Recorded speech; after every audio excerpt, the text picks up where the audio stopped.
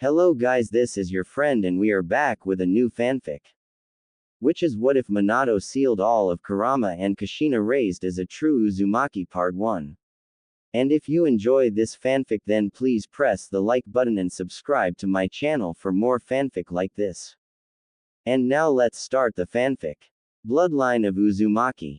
Konohagakure. The demon fox raged through the village of the Leaf Ninja of the Fire Nation. Roaring in pain and outrage, the Kyubi no Kitsune decimated the Leaf Ninja Defense Force. Taller than the tallest trees, its nails and claws ground the pitiful humans, as easily as a human could an ant.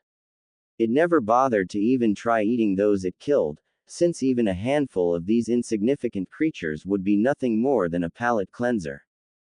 That was just the physical immensity of the fox spirit. Its spiritual power, or chakra, of the same creature was even greater. A flick of even one of its tails sent whirlwinds straight toward the people that protected this village. Minuscule exhales sent spheres of superheated plasma into a different crowd. The ninja of Konoha fought valiantly. While fear did assault their hearts, courage drove them onward, to whatever fate decided. Among the ninja of the Hidden Leaf, a couple, a fair-skinned red-headed woman, with violet eyes, and a blonde-haired man with blue pupil-less eyes, and their midwife, a tall, voluptuous blonde woman, were just welcoming their son into this world. The new mother's weakened condition had allowed the Akuma no Kitsune to escape from within her. The husband and their midwife were able to repel the beast and protect his wife and child from the initial attack. As the cage of the village, Namikaze Minato, a powerful shinobi, and Senju Tsunade, one of the legendary Sennin, the most respected Nin in the five great nations, were able to hold the creature at bay until the defense forces could arrive, within seconds of spotting the creature. Kushina-chan, how are you feeling? Tsunade Hime asked, after returning from the initial assault. Uzumaki Namikaze Kushina lifted her head up weakly, her son calmly nursing from her, smiled serenely, despite the battle raging just a couple of miles away. I feel like I just went through your survival training all over again, sensei. Only 10 times worse. Lady Tsunade barked out a laugh, as they looked tenderly upon the new arrival. The boy was average size for a baby, with a fuzz of blonde hair on his crown. His ears were slightly pointed, and he had 3 whisker-like birthmarks on both cheeks. When they were opened he, like his mother, had the most beautiful, violet eyes, with vertical pupils, like a cat or fox. The sounds of fighting were heard in the distance, and seemed to be dwindling. Several minutes later a squad of Jonin, led by Jiraiya of the Sennin, came shuffling in. Tsunade Hime gazed up at her husband, and seeing the look in his eyes. The same look he had the night they lost their youngest on a mission. Oh no, the slug princess thought, not Minato. Kushina began to tremble. She knew that if Jiraiya were here instead of her husband, then the worst has happened. Kushina hugged her son to her chest, and began weeping silently, rocking back and forth. Jiraiya walked over, knelt next to the new mother, and newer widow, with a weak little smile. He said, I am so sorry, Kushina-chan, we all did everything we knew. He trailed off, unable to face the woman he loved, as much as his own daughters. Tsunade's hand on his back gave strength to her husband. Tell me how it happened, Gigi, Kushina Uzumaki implored. I will tell Naruto about his father, about Minato's sacrifice. Jiraiya began to speak. Ku-chan, your husband, was the most selfless man I have ever met, and it was an honor and a privilege being his sensei. He eyed her and grinned weakly. If he weren't already taken, I would have no issue if he were to become my son-in-law. Minato stood looking up at the giant fox, as the rest of the Leaf Ninja put their lives on the line to protect their home. He realized there was only one way to end the Biju's assault.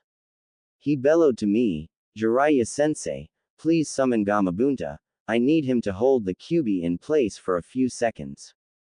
I stared into the eyes of my son in all but name, and witnessed the resolve in Minato's eyes. I nodded. I bit my right thumb, and yelled, summoning jutsu. A huge puff of smoke cleared, revealing the largest toad many had ever seen. He was red on top, with a beige underbelly, but what would have caught most people's attention, if they were not preoccupied with fighting the fox, the toad was wearing a giant kimono jacket, and carrying a massive tanto. Gamabunta noticed the rampaging Biju, and knew why he was summoned. Giving a massive hop, he landed on the fox, back. Now, a 10-ton toad landing on your back would hurt anybody, it certainly shook the Kyuubi. As soon as I began the summoning, Minato began flashing hand signs, and chanting. Then he shouted, while slamming his hands into the ground, Fuinjutsu, Shiki Fujin, and immediately the Shinigami, with pale, white flesh and long hair, appeared, with a knife clamped in its jaws. Removing the knife from its maw, and opening its own belly, chains shot out and wrapped themselves around the kitsune, another set shot out impaling Minato, the caster. Gamabunta jumped away, lest he share their fate. They were the chains of death. While Biju have an extremely long lifespan, they are not immortal, and like all mortal creatures must surrender to death's embrace. The fox resisted. What sentient creature wouldn't? It almost escaped death's grasp, but Gamabunta stepped forward, and punched it in the face. The punch left it dazed, and no longer able to resist, it was dragged into the gaping black hole. As you know, Kushina, since it was invented by the Uzumaki clan, this sealing jutsu demands a heavy price, the life of the caster. As soon as the monster fox was pulled into the Shinigami, the life of your husband was the price for the sealing. Jiraiya concluded his tale, then pulled Kushina into him, hugging her while she cried. Suddenly, as if sensing his mother's distress, her baby boy began crying, which snapped her out of her sorrow. As much as she wanted to wallow in her grief, Uzumaki Namikaze Kushina, Kunoichi of the village hidden in the leaves, clan leader of the house Uzumaki, known as Akaishi Red Death in the Bingo book, did not have time to let grief consume her. She had a legacy to pass on, a memory to give to her son, the son of the fourth Hokage. Namikaze Minato would grow up not knowing his father, but would know of him. She gathered her baby, and rocked him until he went back to sleep. Tsunade knelt next to Kushina, smoothing her hair back. Did you and Minato-kun decide on names for the boy? The new mother nodded, and lifted the boy. Meet Uzumaki Namikaze Naruto, and lifting her son, and I expect great things from him. Ramble on. Kushina was the last Jinchuriki of the nine-tailed fox. She was pregnant with Naruto when it broke loose, as she went into labor. In a sense, Kurama and Naruto were brothers, and there appear to have been a few genetic alterations made to her son by the Kyuubi's imprisonment. For example, Naruto's senses have been amplified to those of a fox. The slightly pointed ears have allowed him to hear a pin drop in another room, his vertical eyes give him excellent night vision, and while the whisker marks look like birthmarks, they are quite sensitive. That, along with his ears, allow him to sense the difference in air pressure, and locate unseen obstacles even when he cannot see them. These three senses, coupled with a fox's keen sense of smell, combine to make Naruto as at home at night, in the dark, or in low visibility as he is in the daylight, or on a clear day.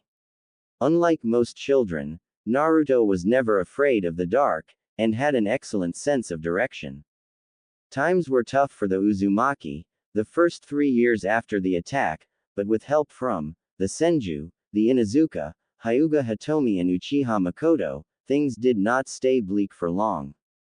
Naruto would stay with one of these 4 clans, when Kushina was on missions, always B or above. The Inuzuka actually helped Naruto learn to use his senses, since they had similar issues with their own enhanced senses. Because of her determination to never leave her son an orphan, Kushina became especially ruthless and brutal, and her reputation increased in the Bingo book with the shinobi villages, rising from approach with caution to flee on sight. Among her more famous battles, those involving the 7 ninja swordsmen were her most significant accomplishments. She fought and defeated all 7, killing 6, and destroying all but 3 of their weapons. She brought Kiba Ken back as a souvenir, allowed Kubikiribocho to be kept by its owner, and mailed Haramakare back to Kurigakure. Other than missions, her greatest joy in life was raising and training her son. Naruto, who was a happy but stubborn child. Much like his mother, according to her friends, but I don't see it. She never found more peace and tranquility than watching him take his first steps, holding his first kunai, practicing the first kata of the Uzumaki taijutsu, Kyokudana Ken, extreme fist, or Namikaze taijutsu, Anaki Sum, drilling claw, and Uzumaki Kenjutsu, whirlpool sword. She was proud to call him an Uzumaki, because Naruto was strong, but also intelligent and thoughtful. She realized early on he had an eidetic memory, and a cunning mind. She nurtured those skills. Kushina would take Naruto with her, when she trained, and he would watch her movements. One day when he was 3, she was training the basic kata of Kyokudana. He stood up and began imitating her almost perfectly, with only a wobble here and there. She was unaware of this, until she turned during a movement, and just stopped. She watched him. My little boy is going to be a great ninja, Databane, she thought as tears began welling up in her eyes. That was the day Naruto began training to be a ninja. 3 years later, Naruto reached for his twin wakizashi, both sheathed at his left hip, one along his leg, the other posterior to the first blade, and parallel to his hips. His eyes narrowed as he assessed his opponent. He charged her at an oblique angle. The first blade cleared the scabbard, in an underhanded draw, when within 10 feet of his opponent, producing a reverse slash intending to cut her thigh. Naruto's second blade came free, simultaneously in an angled overhand slash, fully intended to disembowel his opponent. His opponent reacted with lightning-fast reflexes by twisting her thigh out of the way, and backstepped, bringing her sword smashing into the back of Naruto's, adding energy to his swing, causing him to lose balance. The first attack is always a feint, quoted one of his friend's parents. Accepting the extra energy, and adding some of his own, Naruto spun around to take a swipe at his opponent's feet. She hopped back just out of his range, bringing her sword, a full-bladed O-katana, down swiftly, to slice him down the middle. Naruto was nobody's fool even as a 6-year-old. One day before joining the academy, he knew that blocking someone with her strength would be futile, and a useless waste of energy. He launched forward into a run. He moved faster than even he believed possible. He parried the slash to the side using his swords, running along the length of hers, causing a small spark. Swiftly the red-headed woman enveloped the blades, and disarmed her son, sending his weapons in her own flying, out of the ring. Naruto grabbed her hand and, moving below her center of gravity, and using her forearm as a lever, elbow as a fulcrum, applied force to it and flipped her into the air. Kushina followed the angular momentum, landing on her feet, before spinning to deliver a powerful punch to her son's face. Naruto spun around, avoiding the blow by spinning counterclockwise, delivering a powerful kick to her knee, which Kushina deflected by bringing her shin up. What followed were a powerful series of blows, kicks, throws and counter-throws, that left a cloud of dust billowing through the still air, obscuring everything surrounding them. When the dust finally settled, we see Kushina holding her son from behind, with a kunai at his throat. Both wearing grim expressions, when suddenly, Kushina grinned and clamped her mouth on his neck, giving him a very blatant hickey. Naruto laughed, and said, "Okazen, stoop, that tickles." He squirmed. Kushina laughed with him, letting him go. "That was for doing such a good job this morning. You held me off even when I was using 25% of my fighting strength." Naruto turned around and threw his arms around her neck, and planting an innocent kiss on his mother's lips, which she returned gently. "That's because I want to make you an Oto-sama in heaven, proud and be a strong ninja like my Okazen." Kushina smiled, hugging her son. "I am already proud of you, my Masuko-kun, and remember, strength, true strength comes from a strong character, and strong mind. None of those can be gained without hard work and tenacity, do you understand?" Little Naruto piped up saying, "Hi, Okazen." Kushina smiled and kissed him again before standing up. That's my Masuko-kun, she said while pulling him to his feet. You have an hour of shuriken kunai practice, then I want you to get started on your chores. Kushina Uzumaki made her way inside to start breakfast for her and Naruto. She could hear the loud thunk into the targets as her Masuko-kun practiced the Uzumaki Nindo. She could not have been prouder of her son. Today he had begun to test her with his fighting prowess, and for a 6-year-old that was genius level.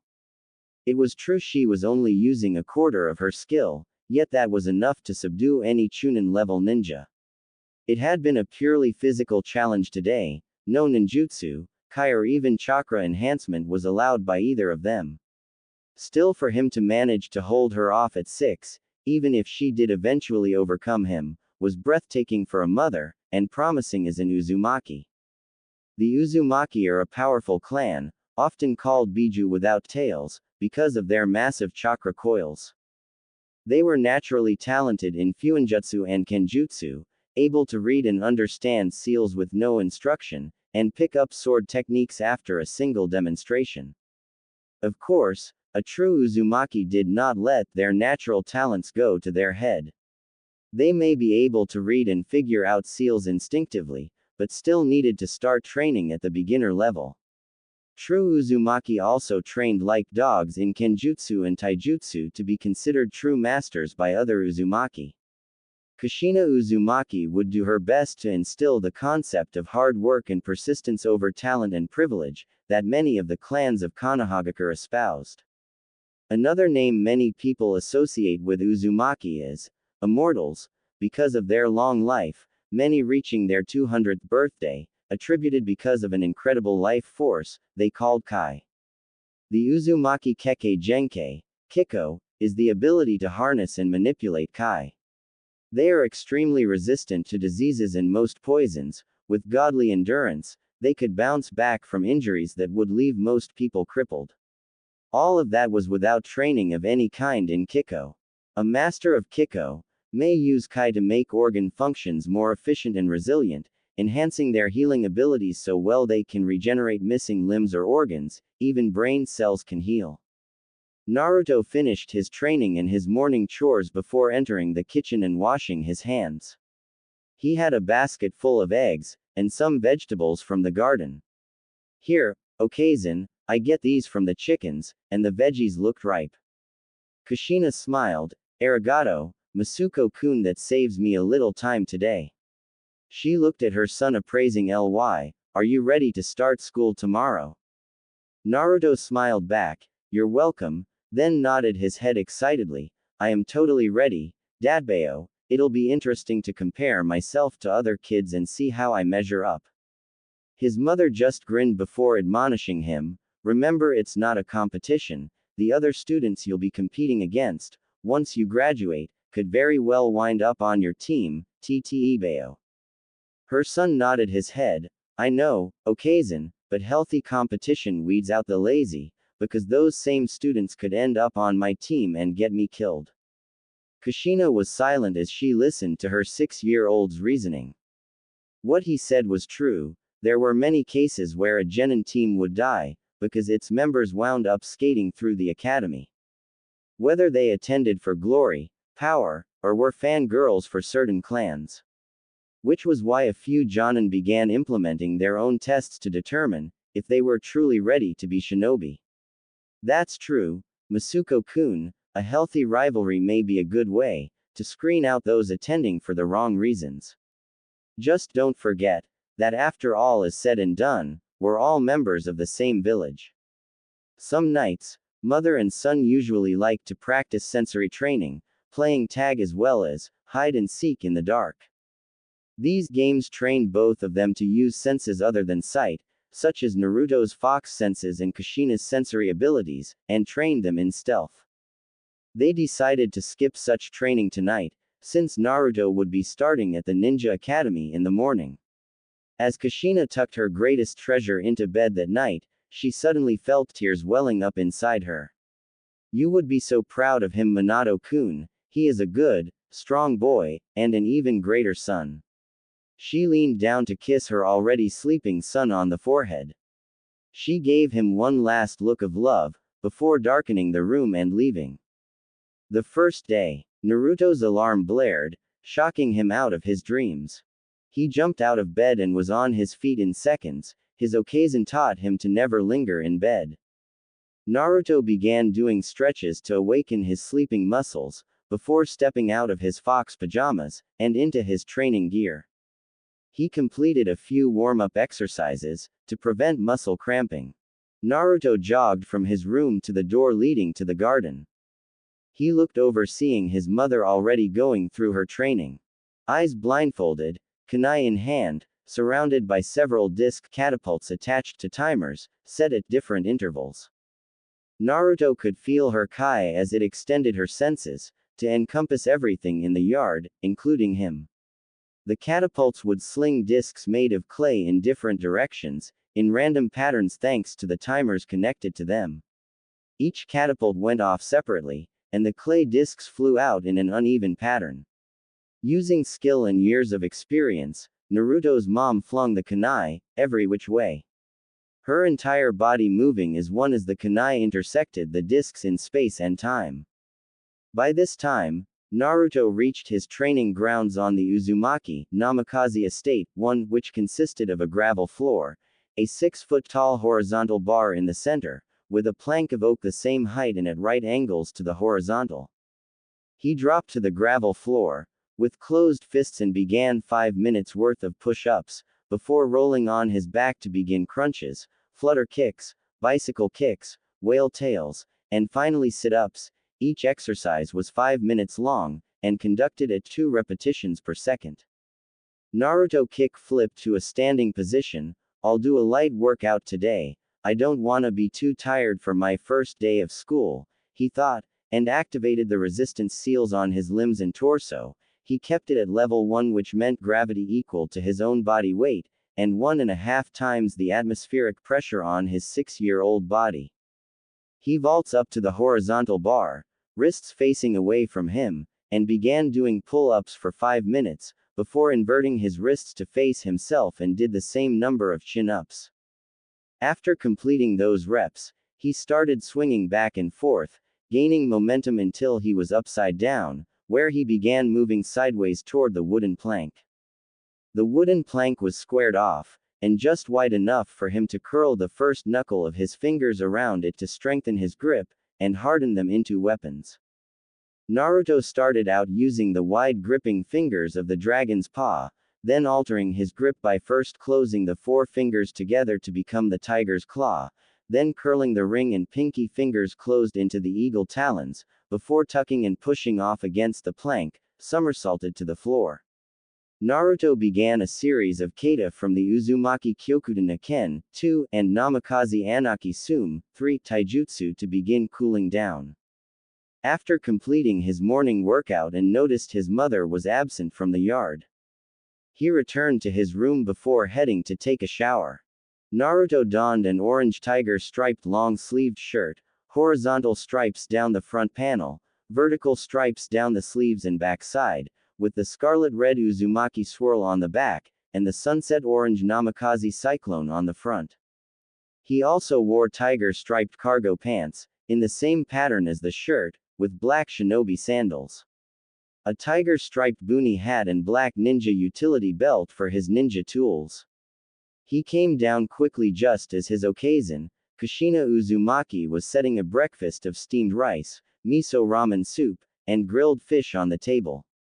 She looked up, "Ohio Masuko-kun," and smiled lovingly at her son. "Come and eat, you have a big day, believe it." "Ohio Kassen," he replied, entering Caesar around the table, and returning her smile with an excited one of his own. "I know, and I remember what we discussed about not standing out, and practicing deception, believe it." Naruto began to eat rapidly, as his mother reminded him of the things they talked about over the last week. His Okazen nodded as he spoke. "Good, except for tests and exams, you are not to stand out either above or below the other students, never allow anyone to know the full extent of your strength." He nodded. "I promise, I will keep my true abilities under wraps, except for tests and exams. She smiled, and they finished their breakfast, and headed for the door. On a rack by the door were 3 swords. On the topmost rack was Ao katana, below the larger sword were 2 wakizashi. Kushina removed the O katana, and placed it around her back slanted to the right shoulder. Naruto collected the twin wakizashi and placed them on his left hip, in the double draw formation he preferred, opposite his shinobi pouch. Kushina looked at him and with a serious face said, "All right, Naruto, recite the Uzumaki oath of the blade." Naruto draws both of his swords and began, "These are my blades. There are many like them, but these 2 are mine. My blades are my best friends. They are my life. I must master them as I must master my life. Without me, my blades are useless. Without my blades, I am useless. I must swing my blades true. I must slash faster than my enemy who is trying to kill me. I must stab them before they stab me. I will. My blades and I know what counts in battle are not the duels we fight, the wind of our attacks, nor the blood we shed. We know that only hits count. We will hit. My blades are human, even as I, because they are my life. Thus, will I honor them as my brothers. I will learn their weaknesses, their strengths, parts, accessories, tsuba and hilt. I will keep my blades sharp and ready, even as I am sharp and ready. We will become part of each other. We will. Before Kami-sama, I swear this creed. My blades and I are the defenders of my village. We are the masters of our enemies. We are the saviors of my life. So be it, until victory belongs to the Uzumaki, and there are no enemies, and peace reigns." Kushina drew her own blade and repeated after him. And with that they left for Naruto's first day at the Konoha Ninja Academy. Konoha Ninja Academy. The Konoha Ninja Academy was a long red brick building, with over 6,000 square yards in area. It was founded by Nadaime Hokage, Senju Tobarama and Uchiha Nodashi, for general education purposes and teaching ninja basics. The curriculum consists of extensive language, mathematics, history, and science classes, and training in hidden leaf ninpo. Many students of the school for shinobi come from established clans, and already had their own traditions, thus the curriculum for ninja training was looked upon as a review of their own basic skills. The last 2 Uzumaki clan members stepped through the gate into the schoolyard. The parents of children attending the academy loitered in the yard, while their children ran around playing. There were only 5 other kids that stood out to Naruto, 2 other boys and 3 girls. He was excited because he knew 2 of the girls. An ebonette an, black hair with bangs in side-swept French braid hair going to her shoulder, olive skin and coal-black eyes. She wore a short-sleeved, high-collared, midnight blue blouse, a light gray knee-length skirt, and ninja sandals the same shade as her blouse. A utility belt the same color as her blouse completed her outfit. Uchiha Sakura, the middle child and only daughter of the Uchiha head family, standing next to her mother Uchiha Makoto, and my mother's best friend. Standing next to the 2 Uchiha women, Makoto's twin brother, Uchiha Senju Hiro with his wife the Senju clan head, Senju Hiroko and daughter, Uchiha Senju Yoshiko.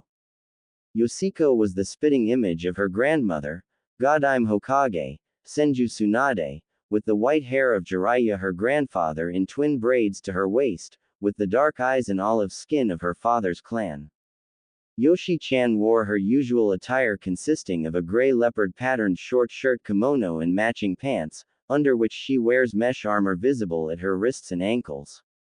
She was also wearing hand guards, a black belt with ninja pouch attached, traditional wooden sandals, and grass-green haori with the kanji for lucky Kaunana written down the back, inside a cartouche. The other 3 were unknown to Naruto. The last girl has black hair in 2 panda-style buns on her head with short fringe bangs framing her face, and gray eyes. She was wearing a red short-sleeved kipao-style blouse, with yellow sleeve trimmings, fastening buttons, and hot pink capri pants. One of the boys had fair skin with long black hair tied into a loose ponytail, and all white eyes with no pupils that were narrowed in anger. On his forehead was a small headband with two straps that framed the sides of his face. He wore a beige-colored shirt, a dull blue shirt beneath that, and mesh armor, with dark brown shorts, blue shinobi sandals, and wrapped bandages around his right arm, chest, and right leg. White eyes, I wonder if he's related to Hinata-chan. The last boy that stood out had shiny, long braided, black hair, round eyes with prominent lower eyelashes, and very thick eyebrows. His brows look like a couple of caterpillars are nesting on his face. He wore a white, short-sleeved kimono shirt with a martial arts belt and dark pants, and shinobi sandals. The Senju and Uchiha turned as soon as the Uzumaki came through the gate. Wearing the swords in plain view was the hallmark of the Whirlpool clan. Even those who did not know them personally can always spot an Uzumaki. Sakura and Yoshiko broke away from her mother to sprint over to their best friend. "Naru ni," they screamed. They reached him and started pulling him into an excited hug, only the hilts of his swords prevented the hug from getting tighter. Naruto stepped back. "1 second, Saku-chan, Yoshi-chan," he said holding up a finger. He removed the sheathed swords from their harnesses, and sealed them both into his left arm. "Now, let's try that again." He brought each of them into another hug, this time he gave as good as he got. They suddenly heard small chuckles coming from either side of them. They broke their hug and remembering their manners bowed behind each other. "Ohayo gozaimasu, Uchiha-sama, Senju-sama, Uchiha Senju-san, Uzumaki-sama," they chorused. Makoto and Hiroko returned the bow, then knelt down, and wrapped him in their own hugs. "You don't have to be so formal with us, Naruto-oi. We're practically family," Makoto instructed, kissing him on the cheek. "Mom and Dad are your godparents, Naruto Ototo," Hiroko added, kissing him on the forehead. Hiroko looked just like her mother, with Jiraiya's white hair and toad markings. Hiro walked over offering his hand for Naruto to shake, and spoke to him man to man. "You excited for school, Gikyodai?" "I don't know about Nei-chan, I was a nervous wreck my first day here." Kushina knelt first hugging Sakura then Yoshiko. "Sakura May, Yoshiko May, what did I tell you to call me?" she asked in mock sternness. They giggled demurely. "Oba-chan," they chorused. Kushina smiled at them as lovingly as she would her son. "I'm going to give you two a mission. Do you think you can handle it?" The two girls stood up straighter. "Hi," they said loudly, as they listened to their hero give them a mission. "I want you to look out for my Naruto-kun, and protect him, from himself and others who would use him. Think you can do that?" "Hi." They gave Kushina a curt nod, and walked over on either side of Naruto, and clasped one arm each. They started steering him toward the entrance as their parents giggled and guffawed. Just before they entered, Hiro bellowed, "Take care of the princesses, Namikaze Uzumaki Naruto-san," he demanded formally. Naruto stopped just before going inside. "Raikai, Oji-san. I promise." The girls blushed at this declaration, then they were out of sight. Once they were inside, Kushina, Makoto and Hiroko's eyes started to well up. It had taken all their ninja training, not to do it in front of their children. The ironic part was they would not be crying, if they did not know in their hearts their children were ready. Hiro walked over and shielding them from view of others, placed his arm around his wife's waist, and his hand on his sister's back to rub her back. The mistress of the Senju, and wife of the master of Uchiha, both powerful kunoichi and still active, leaned into their husband and brother accepting this closeness. While the Red Death herself looked on in envy, before Makoto and Hiroko both pulled her into their embrace.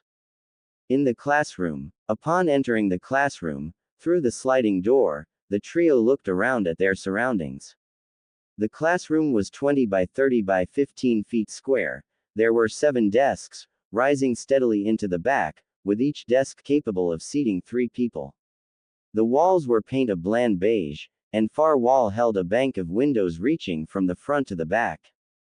The three prospective ninja walked over and took the seat closest to the window, near the front. They waited patiently, chit-chatting about small things, and just renewing their familiarity. Other students streamed in at random intervals. The kid with caterpillar brows came in right after the trio and sat in the desk opposite them and sat rather nervously. A few other students came in and sat at different places, when the panda bun girl came in and sat behind them. After setting her stuff down, she looked around and noticed the three of them. She walked down, and stood in front grinning in a friendly manner, and said, "Ohio, my name is Higurashi Tenten," she said, extending her hand. They returned the friendly grin and replied, "Ohio gozaimasu, I'm Namikaze Uzumaki Naruto, Uchiha Sakura, Uchiha Senju Yoshiko. Pleasure, pleased to make your acquaintance, Tenten-san. Any of your family shinobi?" asked Sakura. When Naruto shook her hand, he noticed how tough and callous they were, workers' hands, and the strength of her grip belied the frailty of her frame. "She's stronger than she looks, and not afraid of hard work." Tenten brightened at their greetings and question. She shook her head. "No, my dad's a retired jonin, and runs the Higurashi weapons shop. We sell and forge our own, and others' weapons." Sakura smiled. "You must help your dad out a lot, don't you?" Tenten nodded proudly. "Yes, I do, but how did you know?"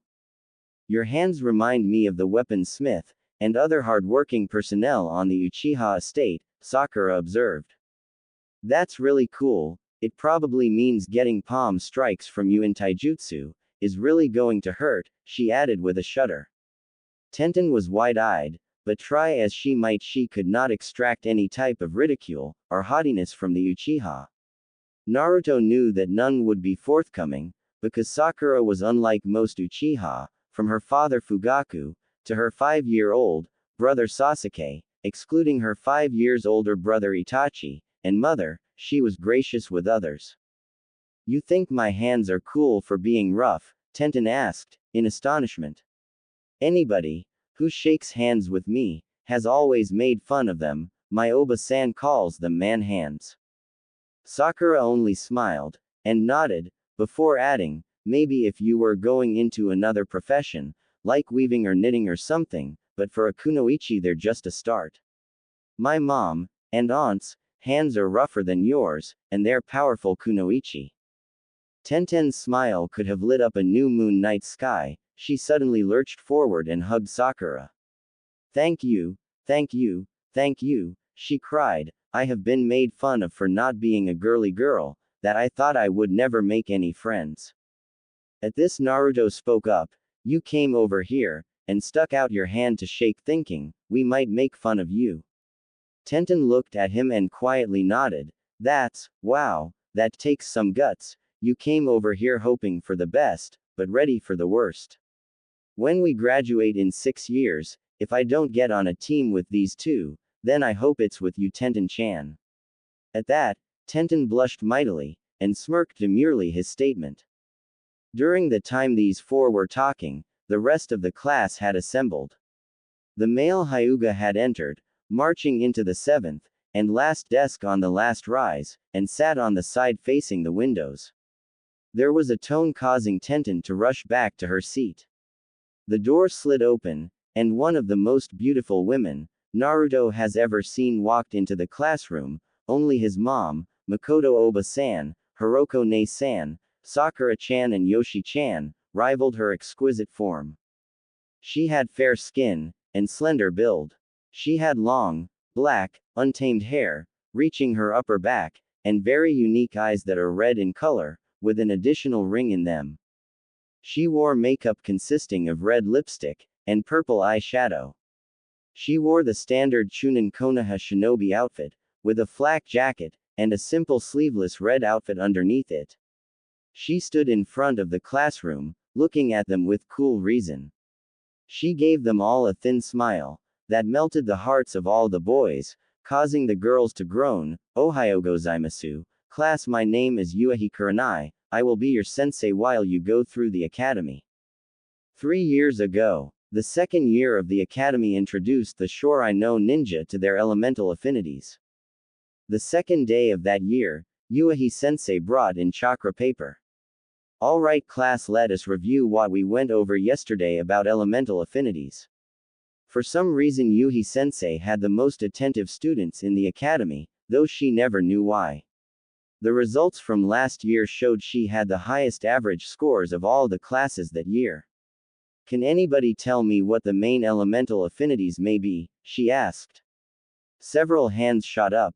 She pointed to Yoshiko. Like Kasai, fire, Mizu, water, Kei's wind, Chikyu, earth, and Kaminari, lightning, she said with a giggle. That's correct, Uchiha Senju-san, she replied with a smile. According to legend, who is the only person to ever have all five? She pointed to Tenten. The sage of the six paths, Yuahi-sensei, Tenten supplied. That is correct, Higurashi-san. While a clear majority have only one affinity, some have two, few have three, and having four, extremely rare, the teacher said. Then reaching into her desk and pulled out several square pieces of paper. Holding them up she said, these are known as chakra shian, paper slips. When you add chakra to them they react in certain ways that allow us to learn your affinity. She takes one of the shian and channels some chakra into it, the shian in her hand ignites and burns to ash. My nature is fire, she said to the stunned children, if it were wind the shian would split in half, water dampens them, earth crumbles, and lightning wrinkles it. What this means class is while I can use any jutsu regardless of affinity, I can more easily use and learn fire jutsu, it is also less taxing for me to use fire molded chakra as well. Yuahi-sensei continued, today, we are going to learn and record each of your chakra affinities. Lee's hand shot up, but the educator cut him off. There is another method that can be employed to find out chakra affinity. With that she took out a needle and pricked her finger, spreading a small drop of blood upon another piece of chakra paper. The results were the same as before. Lee put his hand down, while sensei added a fingertip band-aid. Yuahi-sensei began passing out the chakra shian to the rest of the class, with instructions not to do anything until she tells them otherwise. As she was doing this, the class having learned the elementary skill of chakra sensing, and Naruto sniffing the air, turned to the door, just before it opened. In walked a fair-skinned woman of average height and slender build with onyx eyes and jet black hair. Her hair was straight, shoulder length with bangs that cover her ears and framed her face. As normal, Shizune Kato was wearing a long bluish-black kimono with white trim, held closed by a white obi, and open-toed sandals with low heels. She worked as administrator to the hospital, and Hokage-sama's personal secretary. Yoshiko gasped and giggled, Shizune Oba-chan, and rushed over to give her aunt figure a hug. What are you doing here? Returning the hug with a smile and hug of her own, Shizune replied, it's good to see you, Yoshime-chan niece, and I'll tell you what I'm doing here, but need to tell the whole class, as well. Shizune let Yoshiko head back to her seat to the left of Naruto. Before waving to their teacher, with your permission Kuranai-san, I would like to address your class. Yuahi-sensei returned the wave, of course, Shizune-san, go right ahead. Shizune smiled kindly at the students, I am here to record all of your affinities to help the Hokage determine who to place as your Jonin-sensei when you graduate. I will go around the room with your sensei and watch you in the affinity test and record your affinities. Yuhi-sensei returned to the front. Ready, to begin Kuranai-san. Ready, Shizune-san, she replied with a nod. They started in the back and worked their way to the front, most including Neji Hyuga and Tenten were either fire or earth users. They reached the front with Naruto, Sakura, Yoshiko, and Lee, with two others. Okay, Yoshi-chan, Shizune said, place chakra into your chakra shian, please. Hi, Oba-chan, she said, while doing as asked, which crumbled, before dampening, then the wet paper began to turn green and expand, until what was in her hand was not a strip of paper, but a leaf. Shizune said, in clear astonishment, Yoshi-me, you're an earth and water user, and it appears like you have Hashirama Senju's would release Kekkei Genkei, that's incredible. Yoshiko smiled demurely and blushed a deep red. Arigato, Oba-san, Yuhi-sensei. They reach Naruto, who channels his chakra into the paper split in half. A wind user, excellent, Shizune said. They moved on to Sakura Uchiha, who completed the exercise, which wrinkles. Interesting, Sakura-san, you are a lightning user. They moved on to Lee, and Shizune, being an Isha medic ninja, helped him draw some blood. His paper became wet. The last two to test were fire and earth, respectively. When Naruto got home from school on the day of the affinity test, he excitedly told his mother about his wind affinity. That's wonderful, Naruto, and because I am also a wind user, and so was your father, I can add elemental manipulation to your training, Kushina exclaimed. Come outside, Masuko-kun. Son. Once they reached the training grounds, they reviewed chakra control exercise, leaf sticking. After over a year of practice, Naruto could cover his whole body in leaves, he even moved the leaves around his body. Now, it is against the Godime's law to teach civilians or academy students any jutsu, except the 3 basic jutsu that all ninja must know, of which we can only teach it to academy students, but we can teach academy students how to manipulate your elements. Looking confused, Naruto asked, what do you mean, Kassen? Kushina smiled at his enthusiasm. Wind is the most versatile force of nature, even more so than water. Wind can be cutting, or it can be blunt, it can be as still and silent as death, only to become active and highly excited a moment later. As a wind user, it is not only wind itself you can manipulate, but any gaseous matter on the periodic table of elements. Wind is one of the mediums along with water that causes erosion, which even the mightiest mountains are not immune to, and it all starts with this, Kushina said, holding up a single leaf. Naruto looked confused. A leaf? Yes, my son, a leaf, she replied. Because, as a leaf is your first step in chakra control, it is also your first step in wind manipulation. She noticed her son's skepticism. Just watch. She looked at the leaf and gathered her chakra. When a gust of wind passed through the leaf, touching nothing else, the leaf separated into 2 perfectly cut sections. The last Jinchuriki of the 9-tailed fox picked up another leaf and handed it to her nonplussed son. Would you like to get started, Masuko-kun? All her son could do was nod. 3 years ago, Kai. 3 years after starting the leaf-cutting wind exercise, Naruto has advanced to stone cutting. Combining leaf cutting with chakra control, he could cut every leaf sliding over his body and not even scratch his clothing. The first time he tried it, however, left him in the buff with severe lacerations. His other skills, hidden leaf style, the Uzumaki Kyokudo Naken, and Namikaze Anaki Sum Taijutsu, including Kiko Taijutsu, Uzumaki Taikyokuken, Uzumaki no Mizu Ken and Uzumaki no Kei Ken, are high genin levels, Bukijutsu, to understand how to fight against other weapons, at low genin level thanks to Tenten. His Kenjutsu, Kunaijutsu and Shuri Kenjutsu skills, are high genin level, and growing in every way. In addition to training his ninja skills, Naruto liked to study science, especially chemistry. At the behest of his mother, Naruto began reading science books to allow him to understand the world around him. After reading many books, he started observing and experimenting. He started with the chickens they kept on the property, studying their organs while butchering them for food. He also studied the rock formations of the Hokage mountain, studying the effects of erosion on the faces, comparing them to other parts of the mountain.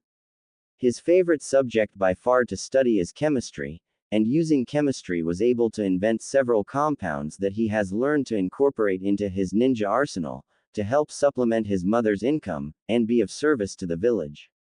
One such compound was a powerful, fast-acting lye, that he sold to Anbu. In the name of the Uzumaki Namikaze clan, they used it to dispose of missing nin. It was quite ingenious according to the council. it turned the bodies of animals into nutrients for the local environment in minutes, instead of days. What made it truly a work of art? If spilled on an unintended person, water rendered it completely inert, and any Isha nin could reduce the damage, those scars would always remain. Kushina's tagline when presenting it to the Shinobi Council was, "Missing nin, traitors and executed criminals, useful in death, useless in life." Rumor has it, even the old war hawk, Danzo had a big grin when she said it. A slow-acting version was sold to butcher shops and T&I division. Butchers sold the results to farmers and flour shops. The Yamanakas were especially proud of the flours produced from using such fertilizer. October 10, 4 years after starting at the academy. Naruto burst through the yellowish-red brush, running desperately, looking back over his shoulder. His surroundings blended well with his tiger-striped clothes. Looking ahead, Naruto vaulted upon a 20-foot-high branch and began to bound from tree to tree. Behind him 4 other people, lit upon the same branch the Uzumaki heir recently occupied. They recognized his diminishing back, surveying each other, and nodding before jumping after him. 2 endured the chase by going right after Naruto. The other 2 began maneuvering to the left and right, in hopes of flanking him. Litting upon another branch thinking to catch his breath, Naruto's danger sense tingles. He hurtles away just as multiple shuriken and kunai impact his previous position. Looking back, his eyes widen noticing only the 2 behind him. Surveying ahead, noting how close he was to his destination, Naruto redoubles his efforts, and tapping into his chakra and kai to give himself a boost. Sniffing the air, he looks left noticing a familiar scent, he angles away from it, when from upwind to the right, a leg shot out across his throat, just as he jumped between trees, sending him plummeting to the ground. Just before he struck the ground, another form shot out of the forest and caught him in the head with a punch. Poof! A plume of smoke cleared, and a log was found in his place. Just barely noticing the change in air pressure, he replaced himself with a log. Naruto came out from behind another branch, bounded right for the figure closest to the log, using her as a springboard, he bounced further up into the canopy. Naruto cleared another 50 yards before coming to rest on another branch. He used the branch to slow his descent, but as he reached another branch, the very one he was reaching for suddenly morphed into a person. It was too late for Naruto to change direction, so he flipped into a kick right into the other boy's sternum. The hit sent the other boy rocketing away and added some extra power to Naruto's momentum. Naruto formed himself into a tumbling ball to reduce wind resistance, allowing him to go further down than expected. Rebounding off a tree close to the forest floor, he took off after landing running as fast as he could, which was pretty fast considering his gravity and resistance seals were set to level 2 now. He did not make it more than 100 yards before the other boy returned. There was a sudden whoosh sound halting Naruto, as he stopped and leapt back a few paces. Good thing he did, because a 5-foot wide, 2-foot deep crater opened right where he was about to be. Out of the crater stepped Rock Lee. That hit to my solar plexus was a most youthful display of technique. If I had not cushioned the blow with my water manipulation abilities, it would have incapacitated me. Rock Lee dropped into a Goken stance and rocketed forward. Naruto fell into one of the hidden leaf-style stances. It was quite ingenious really, so he would not insult his ancestors' taijutsu styles, and fulfill his clan-driven mission. Naruto decided to learn the academy style, and only use it when sparring at school or outside of the clan compound. Rock, being one of Naruto's closest friends, outside of Yoshiko and Sakura, knew about his mission. Which just highlighted how weak and useless the style was when fighting any other style. So, Naruto just used the leaf style to keep his basics from waning, and when he and Rock and the ladies were at his clan compound, he sparred with them in his family style. Naruto shot forward launching his attack, adding momentum to his punch. Lee parried the blow with a ridge hand on the inside, knocking the arm wide, and leveling a palm strike at Naruto's chest. Naruto continued, adding momentum to the spin and elbowed the thoracic vertebrae of Rock's spine, making him grunt and fall forward. He dove forward and onto his feet, with a pained expression on his face. Both sprang forward, unloading a barrage of kicks and punches, counterattacks, throws, and counter-throws, as fast as they could, before a palm strike from Naruto, and a round kick from Lee pushed them both away from each other. Rock stood tall immediately, and saluted his opponent. Yosh, that was an excellent example of the Leaf style properly used in a fight, my eternal rival and friend. The other boy had changed quite a bit in the 4 years since he and Naruto started the academy together. His hair had shortened into a fish bowl style. His normal mode of dress now included navy blue, camouflage spandex, with midnight blue, leg and arm warmers which covered gravity and resistance seals, also set at level 2. When he first started at the academy, he could not access his chakra caused by damaged chakra coils. He was in great despair. He even contemplated suicide, when he met a Jonin by the name of Maida Guy, who decided to take him on as an apprentice. For 3 long years, Rock Lee studied taijutsu and bukijutsu, specializing in nunchakujutsu, wore green spandex with orange arm and leg warmers, which covered actual weights, and became a genius of hard work. During that time, Naruto and Lee became great friends, second only to Sakura and Yoshiko, and Tenten, respectively. However, 18 months ago, Lee underwent a revolutionary new therapy, invented by Dr. Hitomi Hyuga, wife of the clan leader, Kunoichi of the Hidden Leaf, also known in the Bingo book as the Gentle Killer Destroyer. Using the Byakugan, she was able to repair Rock Lee's chakra coils and allow him to access his chakra. Using the discipline learned from Guy about hard work, Lee caught up to and even surpassed most of the class in chakra control. Not wanting to dismiss everything Guy Sensei taught him, he still trains in taijutsu and bukijutsu, but adds chakra control and elemental manipulation exercises to his training regimen. Also, while he still wears the same style of clothes as Guy Sensei, he has altered the color to reflect his elemental affinity, water. Suddenly, 3 figures dropped out of the canopy, right in front of them. The 2 boys took on a wary look, as the 3 young ladies gave them baleful glares. Yoshiko and Sakura stalked over to Naruto, and both grabbed him by an ear. OWOW, what's that for, you two? Sakura smacked him in the back of the head. That was for using me like a trampoline, to make your escape. Hey, one of you kicked me in the throat, I call that just grounds, Naruto said with indignation.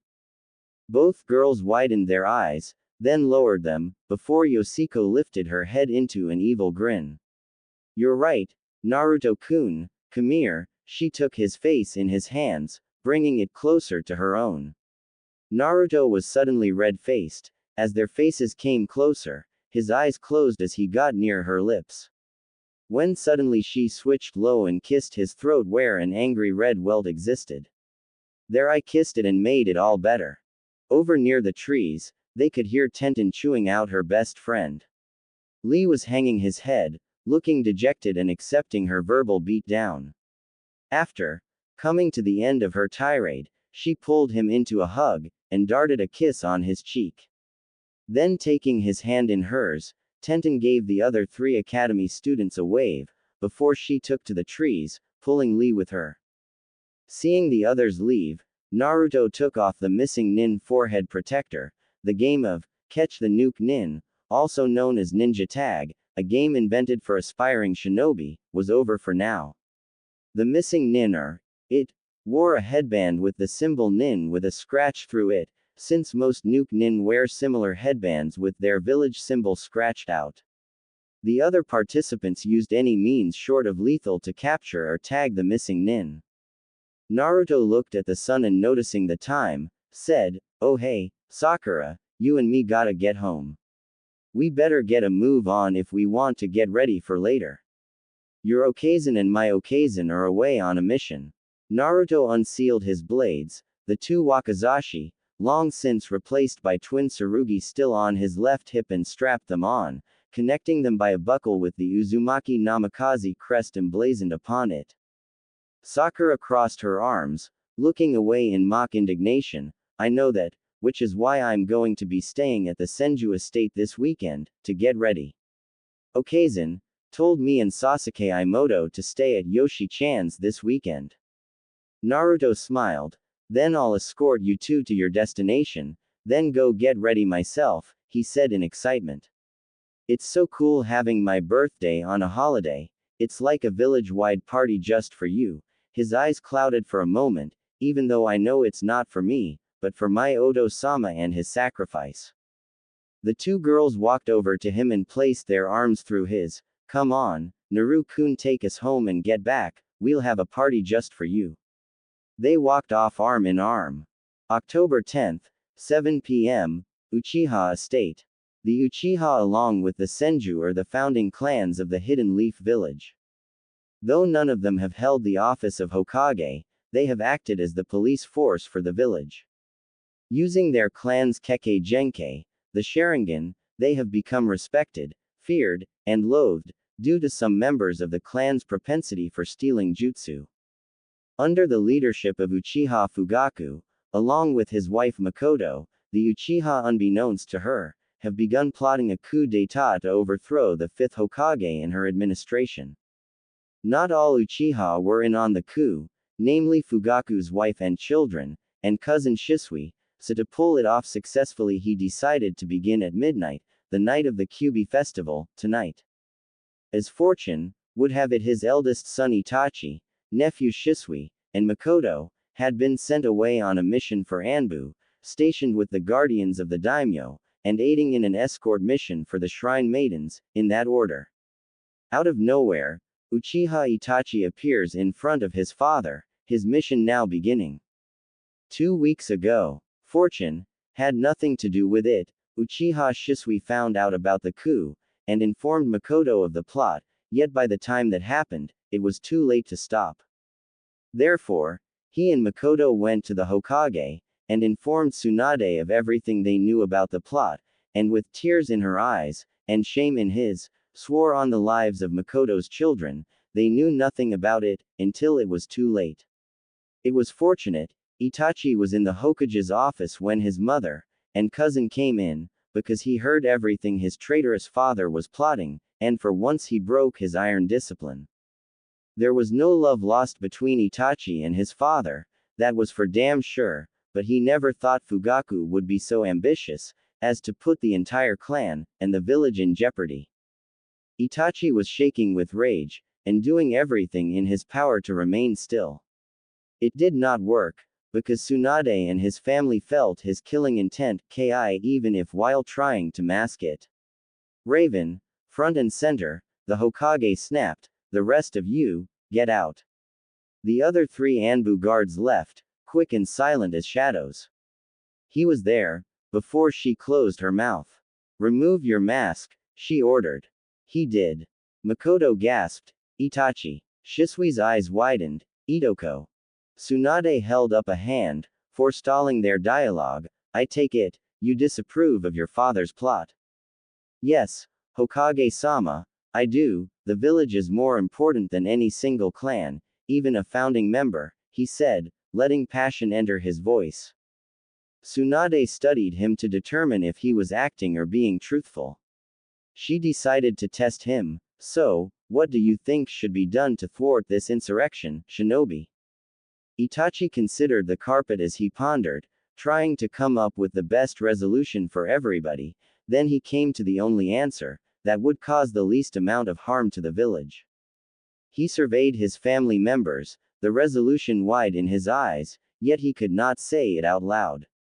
Regrettably, they came to the same decision he did. They looked in his eyes and hardened their hearts against their clan. The 3 of them turned to the Hokage and together they said it, extermination of the entire clan, to the last person, before their plot can come to pass. Tsunade constricted her eyes. I suppose, I could have Anbu. No, Itachi shouted. No, he said again softly, I will do it, and it cannot be a mystery over who did it. There must be a witness, or some evidence pointing to me. Why do you feel it necessary to do this yourself, Itachi? The Hokage asked. Because the rebellion must be kept secret. If there is one thing most people love talking about, it's a good mystery. If nobody knows who done it, then there will always be snoops looking for clues. He reflected some more upon it. Besides, it's my clan, and it is my job to take responsibility for what goes on inside it, even its demise. Makoto's eyes were filling with tears, and she silently cursed her husband for leading Itachi to this decision. Itachi, if you do this you will become a missing nin, hunted for the rest of your life. Shisui could not speak, his throat thick with emotion, and eyes downcast in disgrace at his own cowardice, because he could never volunteer to assassinate his clan, but rely on another to do it. I know, Haha-sama, he said, quietly, but I cannot think of another way for us to put down the coup, and still allow the Uchiha to still retain some honor. If I do this, then it will just be me, who will lose everything. You, Shisui, Sakura, and Sasuke will still have the possibility of retaining some respect. He looked to the Hokage for approval. Senju Tsunade considered the man before her, barely 15, and already assuming a burden that would destroy most men, twice his age. Finally, she nodded, and affirmed, very well, if you are committed to this course of action then, I will accept your resolve. Once you step out of this office, there will be no turning back, you must all see it through to the end. Tsunade looked at Makoto, and on the same night this is all taking place I will send you, Makoto, on a mission with your old team, Kushina and Hitomi. You may tell them what we discussed here then, understand? She looked at Shisui and noted his shame. Uchiha Shisui, I am sending you to replace Sarutobi Asuma, as a guardian to the daimyo. I need to inform the daimyo of this turn of events anyway, and many of the official channels, even the clandestine ones, may be compromised, therefore you will do it personally. Makoto and Shisui nodded, and in unison, replied, Hi, Hokage-sama, giving a deep bow. Shisui turned to Godime Hokage and asked, Hokage-sama, I have one request to ask of you before we adjourn. Very well, she said warily. This incident will most likely awaken Itachi's Mangekyo Sharingan, an advanced version of our Sharingan, Shisui explained, to which she nodded in understanding. As powerful as it is, those who use the Mangekyo run the risk of going blind. Tsunade again nodded in understanding. I have read as much from my Oji-sama's notes concerning Uchiha Madara. Where are you going with this, Shisui? She asked suspiciously. The other Uchiha were also looking at him curiously. Shisui closed his eyes. When he opened them his eyes were active. They were configured in an octagram pattern. I have only used mine sparingly. From when I killed my brother for selling secrets to the enemy during the last war in Iowa, I still retain much of my vision. The only way to stop it, however, is to take the eyes of another with the Mangekyo Sharingan. Tsunade's eyes were wide in understanding. So, you want to exchange eyes with him, once he develops the Mangekyo Sharingan. Shisui nodded. Correct, Hokage-sama, it will be the only reward we can give Itachi, for his service to the village, and we only need to exchange a single eye for it to work. I'm not doing this for any reward, Itachi exclaimed in agitation. Who gets rewarded for killing their family? The Hokage for the first time smiled. You are not being rewarded for killing your family, but for service to the leaf. Shisui is being rewarded for the same thing, therefore I am allowing this to happen. 1 month after the coup attempt, we will meet in Tanzaku, where I will perform the operation myself. But, Hokage-sama, Itachi began to protest.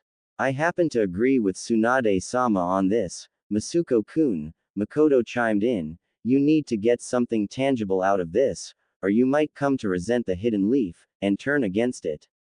She enfolded her son into a tight hug, letting her tears begin to fall. I will not let your sacrifice be in vain, not even by you, so as your superior, and your mother. I am ordering you to exchange eyes with your cousin when your Mangekyo Sharingan activates. Looking in her eyes, he kisses her cheek and replies quietly, "Hi, haha dono." 1 week later. A week passed since the meeting in the Godime's office, during which Shisui left for the capital, and Tsunade called in the students from her genin team, Uchiha Makoto, Hyuga Hitomi and Uzumaki Kushina. She ordered them on an A-ranked escort mission from the capital of Kasai Daimyo, Fire Lord, to Hai no Terra Temple of Fire, in the mountains of Hai no Kuni, Fire Nation. No men were allowed on the mission, since shrine maidens had to remain pure until they reached the temple. They were only allowed to take the kunoichi of their own genin teams, Azuki Yugao, Inazuka Hana, and Mitarashi Anko, now all chunin, as backup. The request came from the daimyo directly, who specifically requested which jonin he wanted for the mission, allowing the Hokage to add any extra personnel she saw fit, as long as they were women. They were to leave on the 9th. They would reach the capital within half a day, but would be slowed considerably since the 20 shrine maidens, while fit, were not up to the standards of kunoichi. They would reach the temple by the 12th, and be back home no later than the 13th. It was an incredible stroke of fortune, when the day they received their mission on the 7th, Makoto's daughter came home excited, because her best friend had asked her and her cousin to accompany him to the festival. "That's wonderful, darling," she did not have to fake her enthusiasm. Naruto always had a special place in her heart, second only to her children, and well above her husband, especially now. That'll go well with the birthday party being held in his honor at the Senju estate. Makoto smiled. "His mom and I won't be there, because we have been given a mission by Hokage-sama and Daimyo-sama himself, so it's up to you and Yoshi-chan to make him feel special. It is his 10th after all." She peered at her daughter. "Do you remember your 10th a couple of months ago, Saku-chan, how he made it special, just for you?" Sakura's face became dreamy, as she remembered her birthday party, back in July, and Yoshiko's a month after that. Naruto never wastes his gifts, always giving something practical, but heartfelt. Sakura thumbed the 2 Raiden sai on her hips, which he gave her, made from the swords, known as Kiba-ken, one of the 7 swords of the mist. His mother collected it, then gifted to Naruto, after she vanquished a swordsman, named Raiga. He gave them to Tenten's father to study, then had the blades reforged into Sakura's sai. They retained the lightning-enhancing abilities of the Kiba-ken, and are a great asset to Sakura's arsenal, and work well with the Uchiha Interceptor Fist, in which Sakura specialized. "I am one of the few Uchiha able to use our clan's taijutsu styles without the Sharingan. Even Itachi could never do that." He did the same for Yoshiko a month later, when he gave her a pair of Choken butterfly swords that did the same with Yoshi's fire, water, and earth affinities that the sai did for Sakura's lightning. He named them Akuma Choken demon butterfly swords. The Choken work quite well with the Senju taijutsu, Yugakatsu Zanin no Urajiri taijutsu. On both, and with the aid of his mother, he added a blood and transportation seal that allows only the owner to wield it and call it to them. "Hi, and I have his gift stowed at Yoshi-chan's." Makoto smiled. "Good," she said, then continuing in earnest, "Now on that night, I do not want you coming near the house for the entire night. On the day before Naruto's birthday, I want you to take everything you're going to need for a weekend stay over to the Senju estate, and make sure your little brother is with you at the party." Sakura was eyeing her mother. The tone of voice Uchiha Tono was using was not that of a mother talking to her child. It was the voice of a clan head, giving an order to her subordinate. With the mother's voice there might be some wiggle room, but not with the clan leader. Her mother's power in the clan was equal to her father's, and clan bylaws stated that one cannot overrule the other. Since the day they could understand, every Uchiha knew the rules of hierarchy within the clan, and clan leaders' commands supersede a parent's instructions, even if that parent happened to be the clan leader. Hi, Haha Tono. Makoto smiled, but her tone remained grave. Your brothers have been given their own instructions, but I will tell you what I told Sasuke. Sasuke is to be at the Senju estate, at 9 p.m., you, Yoshiko, and Naruto, are not to be out later than 9 p.m. Until further notice from me, or the Hokage, you are not to listen to, or obey, anything my clan leader, your father tells you to do. Keep this conversation secret, even from your brothers, especially from my clan leader, your father. Raikai Dekimasu ka. Obviously, something big was happening within the clan, probably ninja business, definitely a power struggle, and in clans like the Uchiha, even children of the clan could be used as political cannon fodder. The only thing they could do, is keep their heads down, and try to weather the storm. No, I do not understand, haha-san, but I will follow your commands, Uchiha Tono. The attack on the Uchiha happened exactly as the anime depicted, with the obvious exception being that Makoto and Shisui survived. Sasuke should have followed his mother's orders. The 10th of October, 9:30 p.m., Kyubi Fest. Kyubi no Kitsune Festival is a day of celebration and remembrance of the events that happened on this day, exactly 10 years ago. Some of the villagers remember it as Yondaimi's Day, commemorating the day they lost one of the most powerful shinobi, and second most powerful Hokage. For Naruto, this day has always held some bittersweet emotions. It is the day he was born, and the day he lost his father. In the 9 years since his birth, his mother has always strived to make each birthday more memorable than the last. As he strolls down the lane toward the Uchiha estate, his eyes reflecting the ambient light of the stars and the crescent moon, he found it ironic that on the most memorable birthday of his life, his mother is away on a mission from the daimyo. The reason it was so memorable was tonight he got his first real kiss.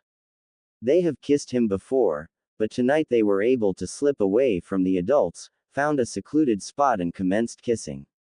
Sakura was the first to kiss him, followed immediately by Yoshi-chan. When he reached the Senju estate, Naruto was resplendent in a formal sunset orange kimono men's short shirt, a scarlet-red hakama, with an obi of the same shade, adorned of course with a pouch, the same color as his kimono top, for his ninja tools 1. His new Kamaha blades, strapped to his left hip, in the traditional dado, both with the usual blood and transportation seals. They were birthday gifts, replacing the Tsurugi blades. The harness and scabbards, being gifts from his mother, before she left on her mission, which can be adjusted to any configuration, and shaped for any blade he may own, durability seals included. Over it all, a yellow haori, the same shade as his hair, which was kept short too, as per shinobi regs. Near the top on both sides, about the size of a silver dollar, were a pair of scarlet-red spirals, leading into sunset orange cyclones curving in the opposite direction to the spiral that was encircled. Looking very much like a yin-yang symbol, with the origin of the spiral a sunset orange dot, and the center of the cyclone a scarlet red dot. It is the combination of the Uzumaki Namikaze crests. An identical version of the same design could be found on the back, about the size of a dinner plate. The Uzumaki spiral, about the size of an En shuriken, could be found on Naruto's right side, near the bottom of the haori. The Namikaze cyclone is on his left. On Naruto's feet were a pair of closed, scarlet red, shinobi sandals. The Kamaha were a joint gift from Yoshiko, her family, and Sakura. They were twin blades, shaped like a crescent moon, wider than traditional katana, about as wide as the hand of a grown-up. It had a generic tsuba, which Naruto quickly swapped for one showing his combined family crest, a gift from his Makoto Oba-san, that, and an ovular-shaped, ivory hilt, with slight indentations for his fingers, allowing him a better grip. The Kamaha Ken, like Sakura's Raiden Sai, and Yoshiko's Akuma Cho Ken were designed to be used with Naruto's wind chakra, and yet, the truly unique characteristic of the blade, he mused. The killing edge was on the inside edge, of course with my wind chakra, every edge is a killing edge. I'll have to begin practicing leaf cutting again, to get the feel of the blades. The evening with Sakura, Yoshi, and her family could not have been more fun. After presenting him with their gifts, and making a detour to honor the fallen at the memorial stone, all went out to the fairgrounds. Sakura-chan and Yoshi-chan looked prettier than normal tonight, he murmured, to himself, so pretty, I could barely talk. In his mind, Naruto flashes back, remembering his two best friends' attire this night. Sakura-chan's kimono was almost form-fitting, the same midnight blue as her normal clothes, only a mixture of cherry and plum blossoms adorned the front and side, and the Uchiha family crest emblazoned upon the back, with silver lame trim, and a vertically striped, silver, and crimson obi. Her beautiful, satin black hair, was gathered into a thick black braid, with a heavy-duty crimson ribbon tied in a butterfly fashion. When she hugged me, I could feel the sigh, I got her in sheaths, along her arms, he remembered. Yoshiko was just as beautiful, as always, she wore her long ivory white hair up in a loose bun, held up by bow shuriken 4. She wore an earth-tone leopard print kimono, with an obi the color of her hair. The back side of the kimono showed a curious intermix of her mother and father's clan crests. The Senju crest was the color of her hair as well, and sewn vertically along her spine, where it was superimposed over the Uchiha crest. It reminded Naruto of a tree in autumn, with the sun shining through the bare branches. I remember, the hilts of her Akuma Choken, sticking out to her sides from the rear. Their physical appearance was so breathtaking it shut down what few brain cells he had, reducing his eloquence to, wow. All of a sudden, he could hear sounds of conflict, coming from the Uchiha estate, and at the same moment, the wind shifted, and brought him a metallic scent that he hoped was actual rust.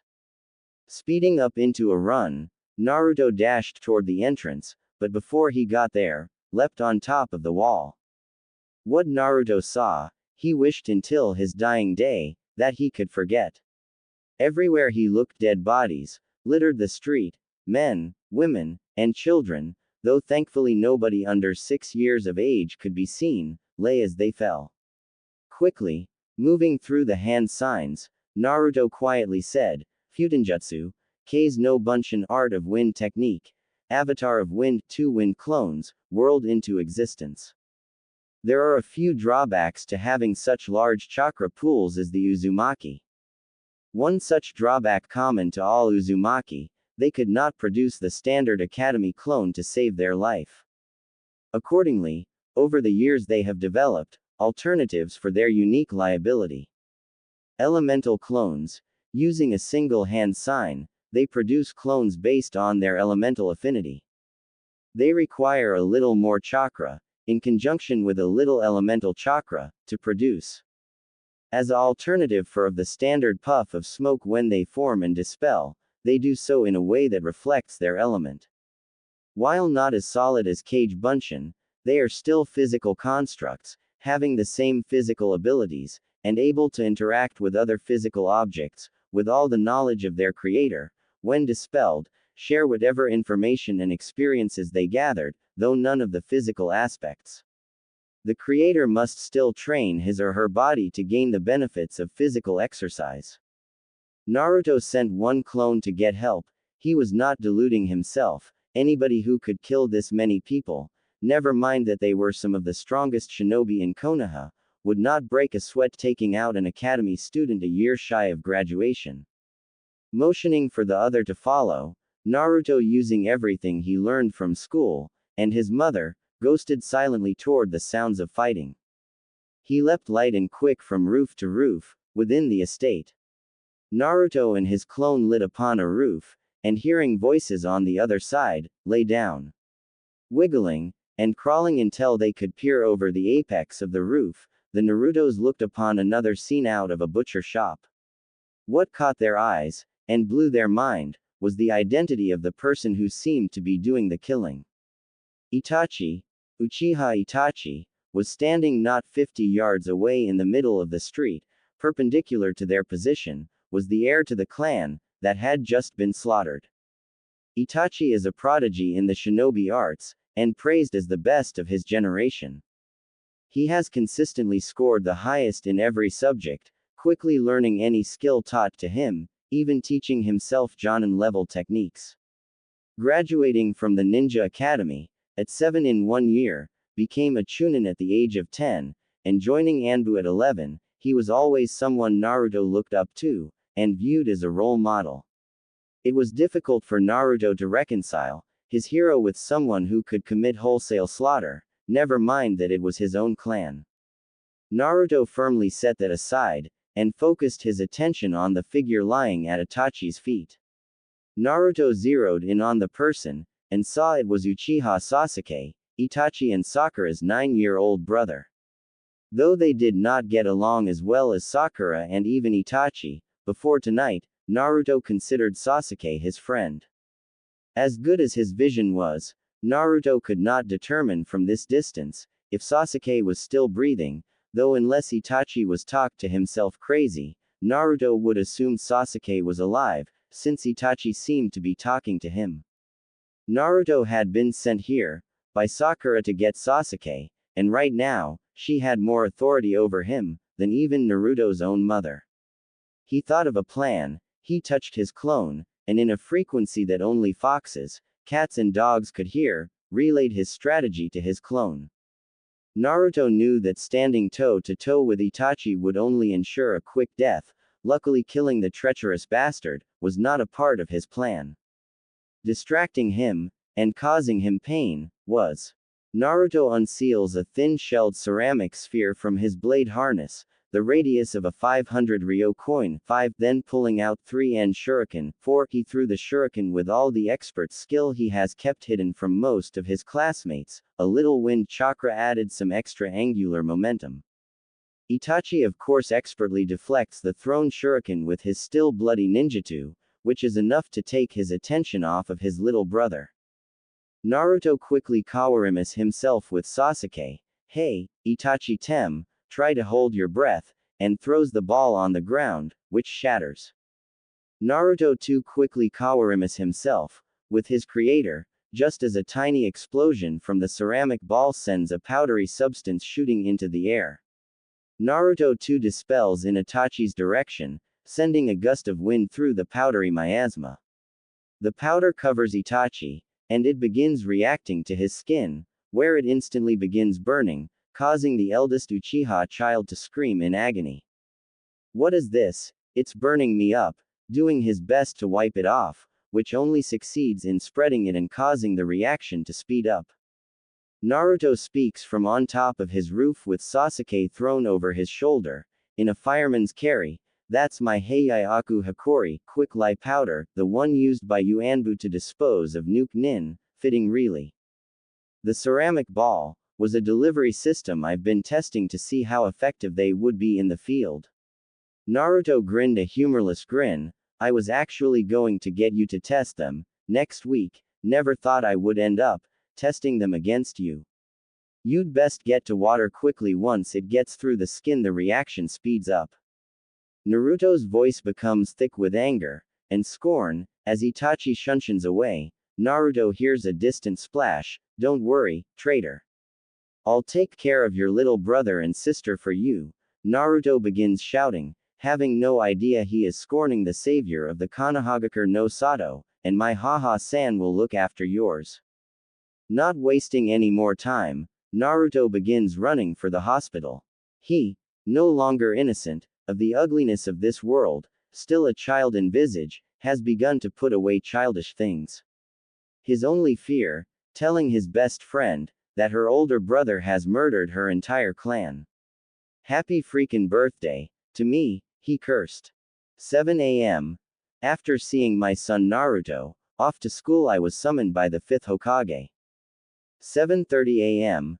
After changing into work clothes, tiger stripes on a gray field, black kunai pouch, okatana strapped to my back, red hair in French braid along the back, no makeup. I appeared via shunshin in front of the Godime's office door, and upon knocking, got a come-in signal.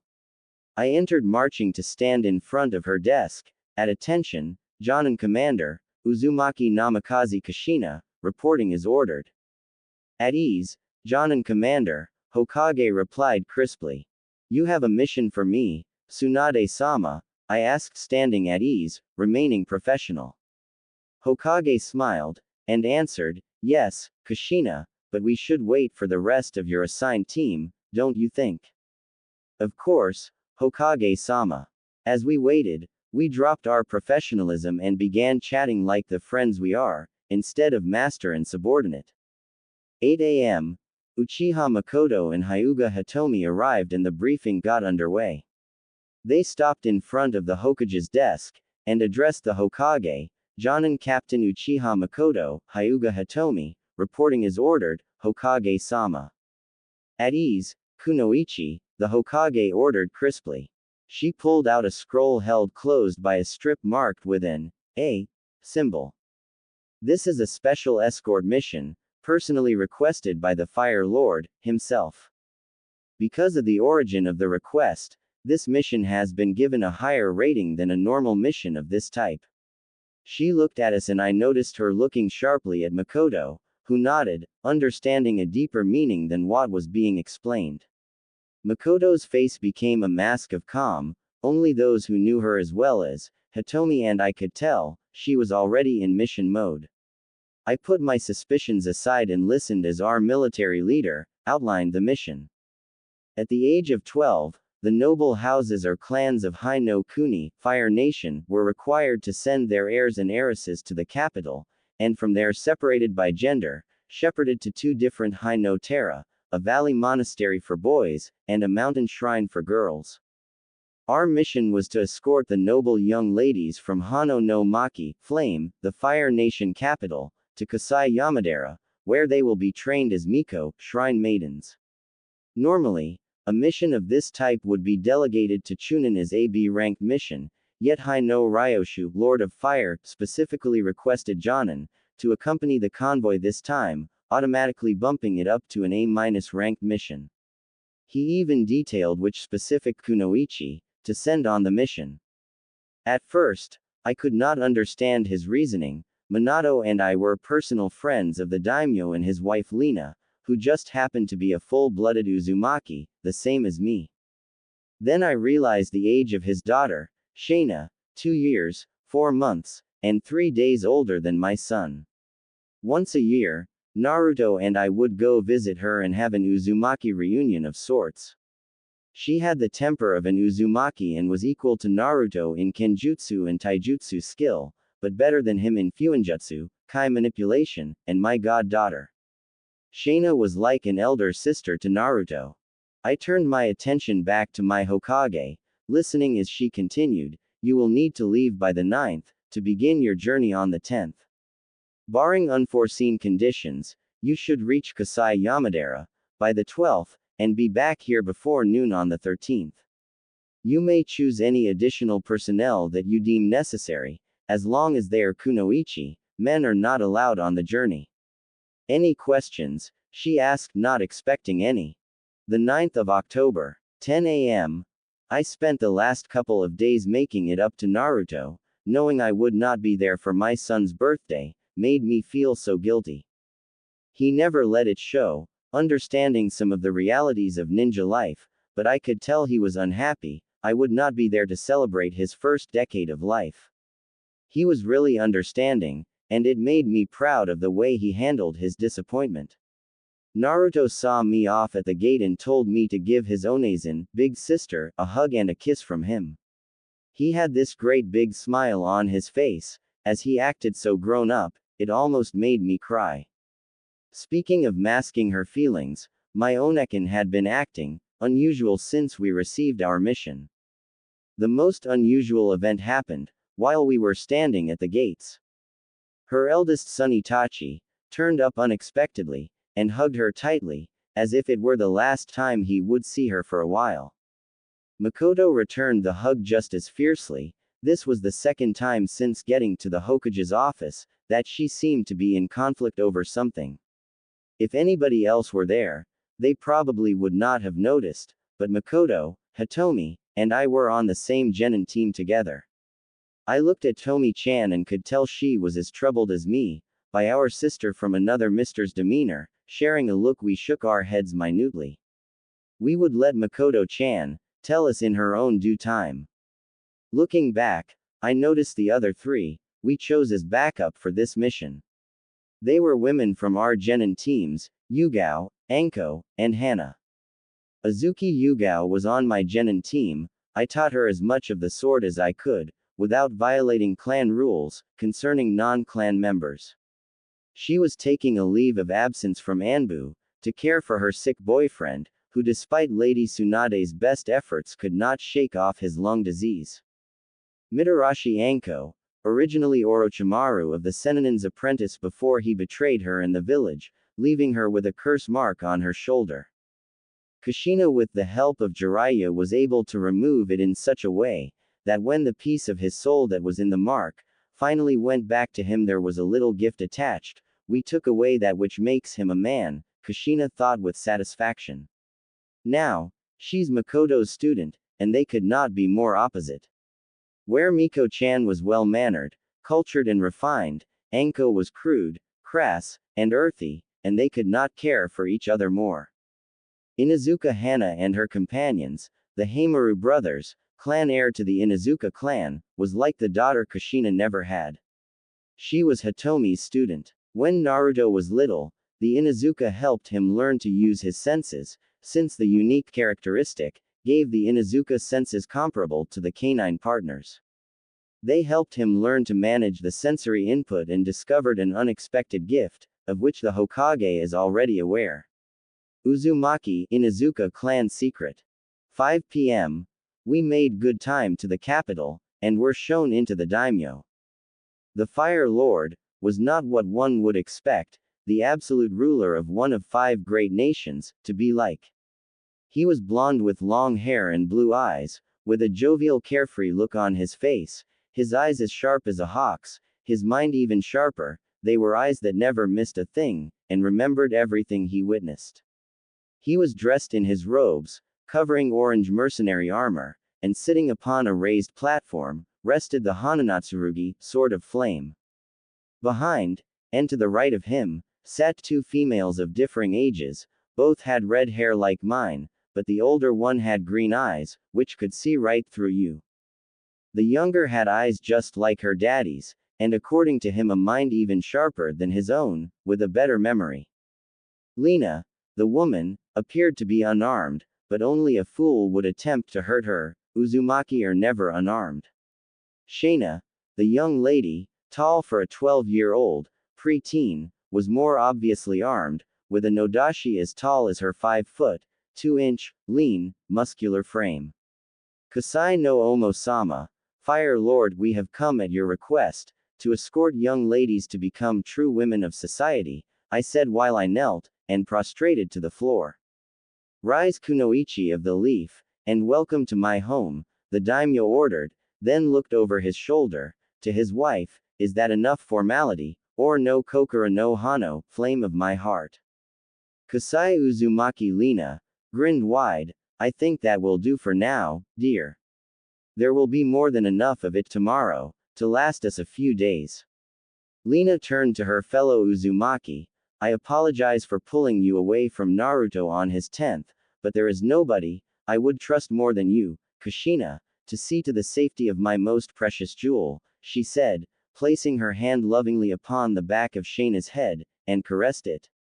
Shana blushed at her mother's protective statement. Ha-ha-chan, quit embarrassing me in front of Kushina Oba-san, she said, in teenage embarrassment, will you, please introduce us to your companions?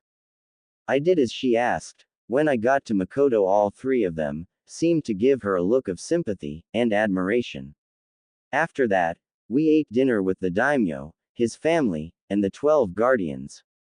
Which was a reunion since Makoto and Hiro's cousin, Shisui had been sent to take Sarutobi Asuma-san's place last week. The 10th of October. Happy birthday, Naruto-kun. 9 a.m.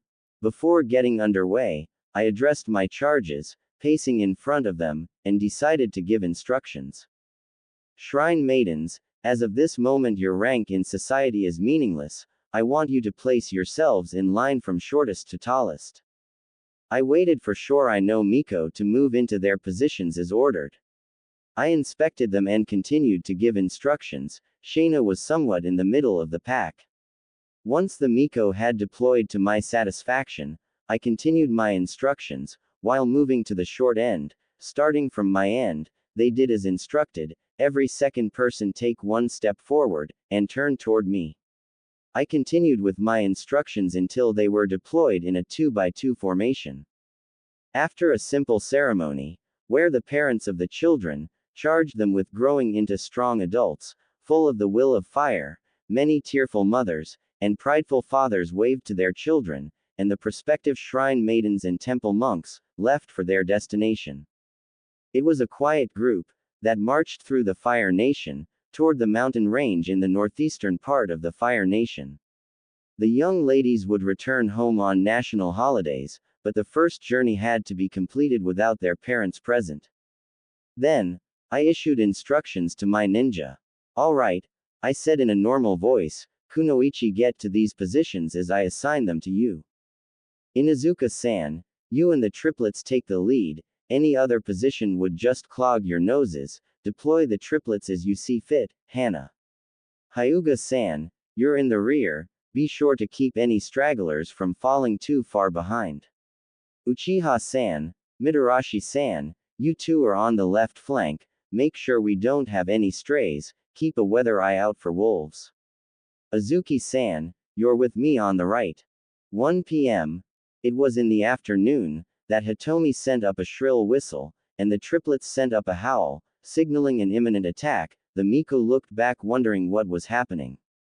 They didn't have long to wait. On either side came a group of 30 bandits, both genders, 15 to each side, came pouring out of the forest.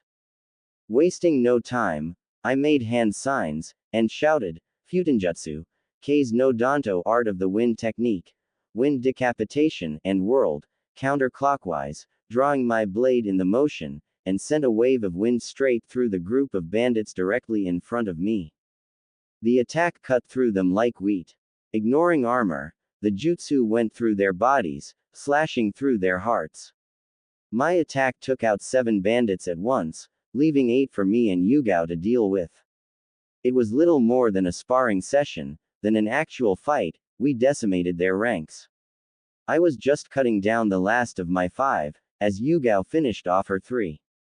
I was slightly disappointed in the caliber of my opponents. I was barely breathing hard.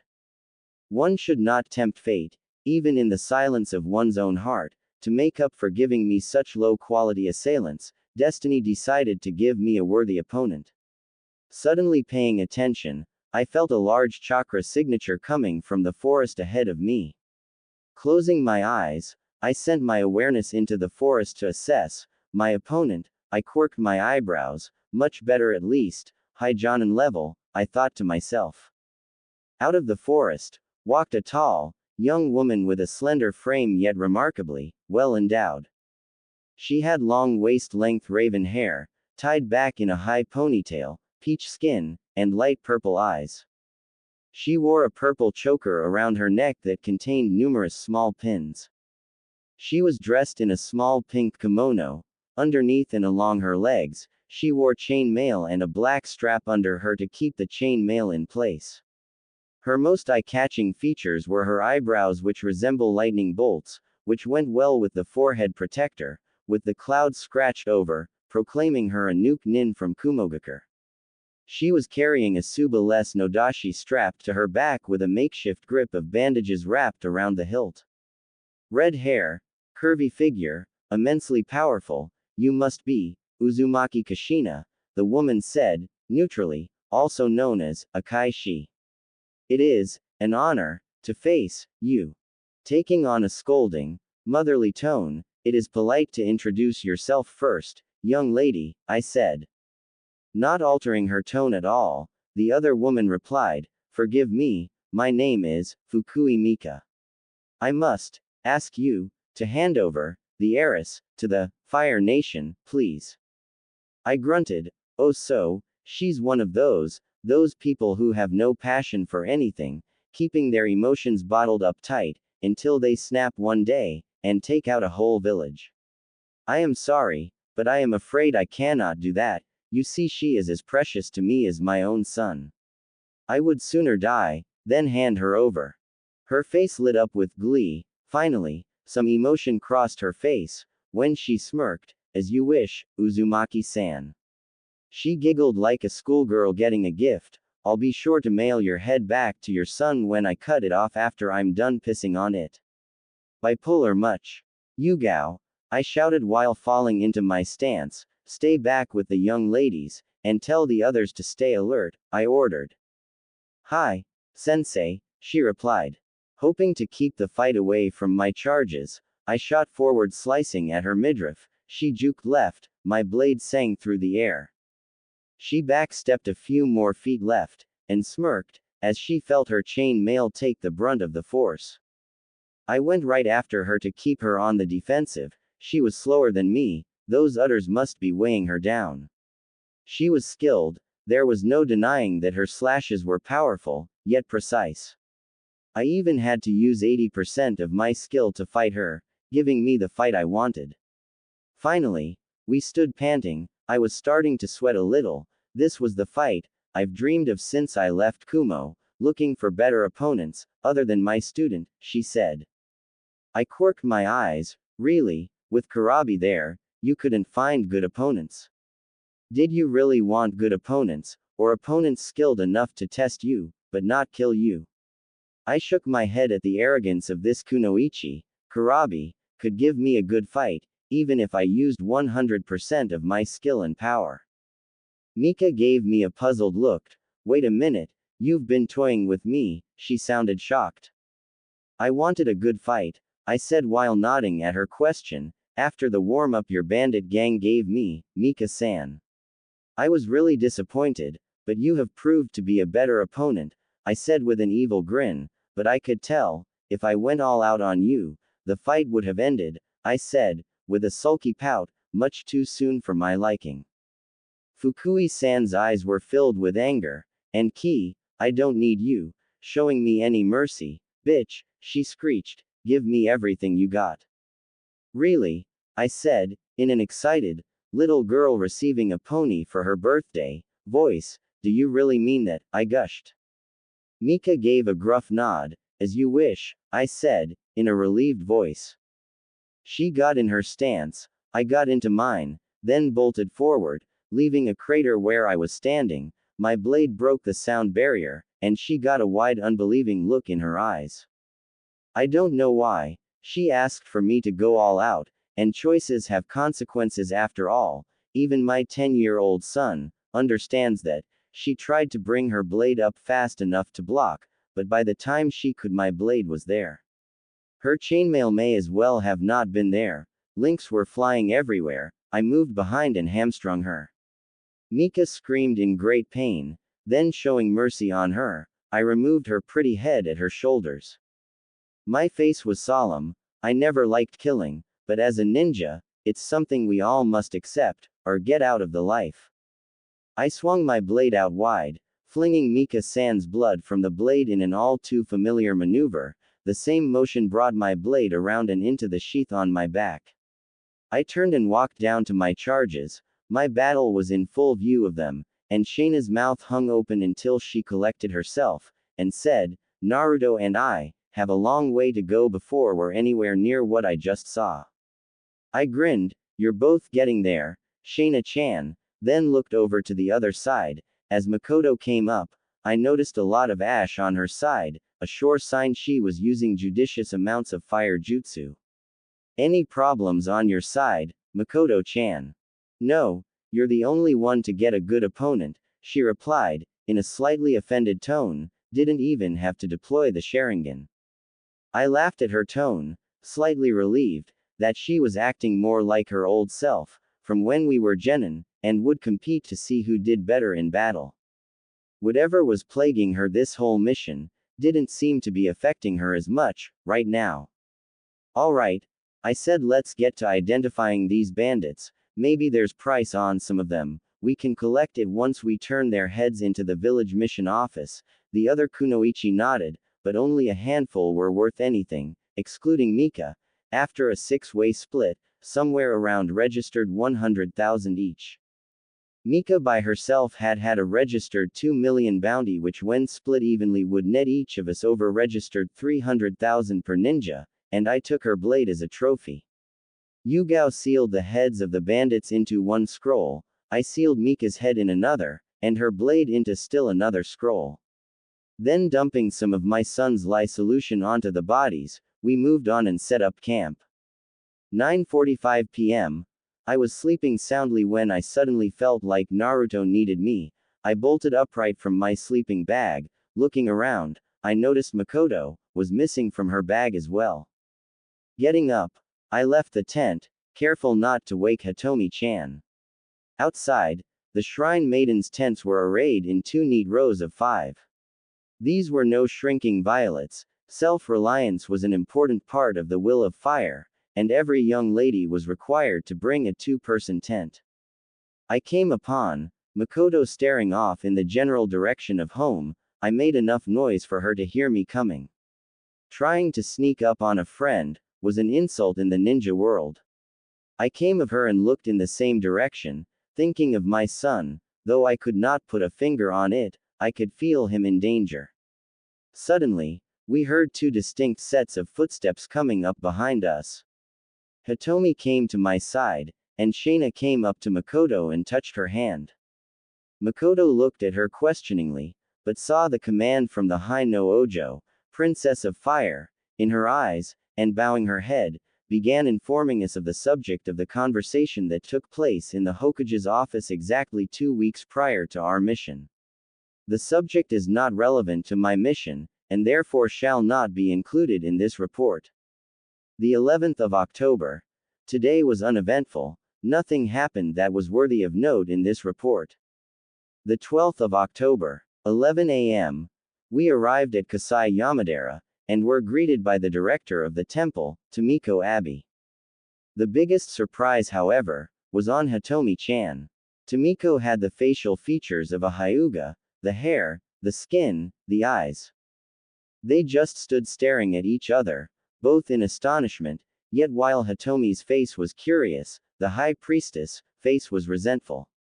While I had never seen her before, for some reason, she reminded me of Minato and a little of Naruto.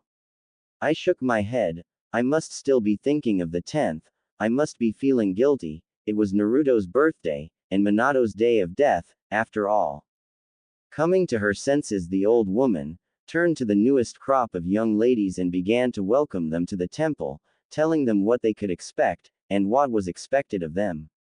She started to move off, when the lady of the Hyuga, her curiosity overwhelming her good manners, stepped forward to question the abbess. Before she could get out a sound, however, the abbess cut her off harshly.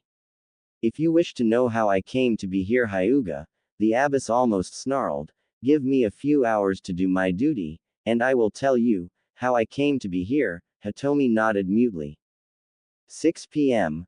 Hitomi came to see me in the chambers I had been assigned for the night. I was anxious to get home and check on my son.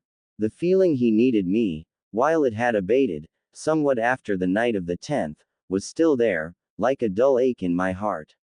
Standing beside Hitomi stood the abbess of the temple. True to her word, after seeing to the temple's new tenants, Tomiko Abbey had sought out the lady of the Hyuga. I smiled, greeting one of my best friends, but she had a determined, yet pensive expression on her face. The high priestess' expression was also pensive, yet hopeful at the same time. Kushina-chan, I have someone for you to meet. She turned, indicating the suddenly frail-looking old woman. I would like you to meet Hyuga Tomiko Haim, a former member of the main branch of the Hyuga clan. I was about to greet her as such, but Hitomi was not finished, widow of Senju Nawaki, mother of Namikaze Minato. Faster than even I thought possible, I had a kunai pressed to the old bitch's throat, before I realized what I was doing. This is the bitch, I hissed, voice full of acid. Minato-kun went to his death wondering why his mother and father gave him up. It was his one true vulnerability, and now I come to find out she has been living on a mountain somewhere, venting her spleen, having religious experiences. Hitomi began talking fast, but calmly. Kushi-chan, she had no choice, it was either that, or subject Minato and herself, to a fate worse than death. Hitomi's words, and the look in the old woman's eyes, as I held the kunai to her throat, finally got through to me. It was a look that said, I totally deserve anything you could do to me and more. I retracted the kunai, and in a terse command, said to the old woman, talk and make it good. We were 15, Tomiko began, both of us had been secretly married for 2 years. We were very much in love, and on the night of his birthday, I was finally able to give him a proper wedding night. It was the greatest night of my life. Unfortunately, when my father found out, he was less than pleased. At the time the Hyuga and Senju were in a sort of clan cold war. When Minato was born, my father gave me a choice. I could give up Minato and be banished from the clan, or have the caged bird seal placed on both of us. I just stood there and listened, as the old woman talked. When she finished I just had one question, is the caged bird seal really that bad? I was skeptical until Hitomi explained it to me. Caged bird curse seal is branded on all branch house members of the Hyuga clan, by members of the main house, Hitomi explained. The main purpose is to seal the Byakugan upon death, so its secrets may never fall into the hands of the enemy. A secondary purpose is to control members of the branch house, since it can be activated at will by a main house member with a hand seal, only known to them. It can destroy the wearer's brain cells in the most painful way possible. Hiyashi hates it. It was the reason he lost his brother, and Neji his father, and actively discourages its use. Since he became head of the clan, he has attempted to have it abolished, but some old stalwarts have blocked all of his attempts. My heart softened as I listened, then I looked at my mother-in-law. I would like for you to meet your grandson. When do you think you can take a vacation and visit Konoha? Her eyes clouded with unshed tears. I would love to come for a visit. I could see myself making a pilgrimage there, on the next national or religious holiday, but not as a Hyuga. Well, then, I said, we'll have to introduce you as a Namikaze, when you visit. The 13th of October, 12 p.m. We left for Konoha at 5 the next morning. We were not hampered by the Shore no Miko, and made good time getting back home. I was anxious to see my son, and tell him I found a grandma for him. But mostly, I wanted to get back to check on him. The feeling I got the night of his birthday was mostly gone, but until I could see him with my own 2 eyes, and hug him with my own 2 arms, I would continue to worry.